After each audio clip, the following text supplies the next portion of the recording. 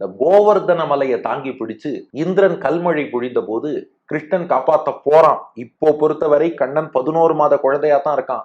ஆனா எதிர்கால நிகழ்வும் தான் தெரியுமே நம்ம பெரியாழ்வார் யசோதைக்கு. இப்ப அதை சொல்றா, எதற்காக கோவர்தன மலையை தூக்கி பிடிச்சு காப்பாத்தணும்? காப்பாத்தணும்னா 1000 வழி இருக்கு.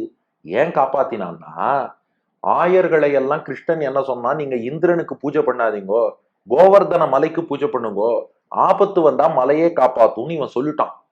ஆயர்களும் என்ன பண்ணாலும் மலைக்கு பூஜை பண்ணிட்டு, எங்களுக்கு என்ன ஆபத்து வந்தாலும் இந்த மலையே காப்பாத்தும் அவ மனசுல நினைச்சு நம்பி இருந்தாலாம். கண்ணன் என்ன பண்ணா, என் ஆயர்களின் நம்பிக்கை பொய்த்து போக கூடாது, இந்திரன் மழை பொழிந்து நான் காப்பாத்திட்டேன்னா மலை காப்பாத்தும் நம்பினோ காப்பாத்தலையேன்னு நினைச்சிருவாளாம்.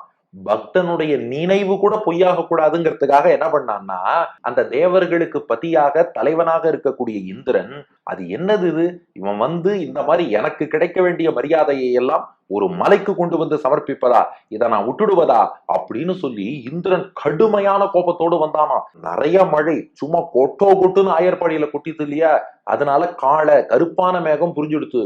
அது நல்ல மேகமாப்பா, கொடுமையான மேகத்தெல்லாம் கூட்டுன்னு வந்து மழை பெய்ய சொன்னானேன்னா, அந்த மேகங்களுக்கு மழை பெய்யணுங்கிறதுல இஷ்டம் இல்ல, ஆயர்பாடி அழிக்கணும்னு நினைக்கல.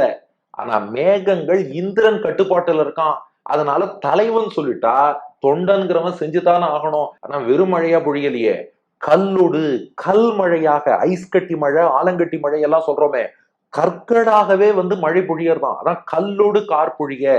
அப்படி மழை பொழிந்த போதும் கண்ணன் கருதினானா, நாமளே நேரடியாக காப்பாத்திட்டோம்னா அது சரி வராது. ஆயர்கள்லாம் கோவர்தன மலைக்கு பூஜை பண்ணோம், எதா இருந்தாலும் மலை காப்பாத்தும் நம்பின்னு இருக்கா, அந்த நம்பிக்கையை பொய்யாக்க கூடாது என்று கருதி, அப்ப பக்தன் ஒண்ணு ஆசைப்பட்டான்னா அதை பொய்யாக்க மாட்டான் கருதி, ஆயர்களுடைய நம்பிக்கையை மெய்ப்பிக்க வேண்டும் என்று கருதி அந்த மலையையே ஒரு குடையாக தாங்கி பிடித்து அந்த ஆடு மாடுகளை எல்லாம், பசுக்கூட்டங்களையும் காளைகளையும் எருமைகளையும் ஆடுகளையும் காப்பவனே காத்தருளினவனே.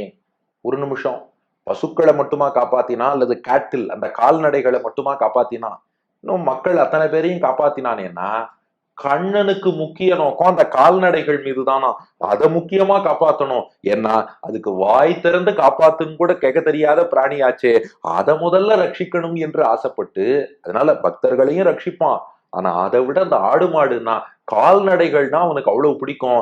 அதனால முக்கியமாக கால்நடைகளை காப்பாத்தினா, கூடவே சேர்த்து மக்களையும் காப்பாத்திட்டான்னு புரிஞ்சுக்கணும்.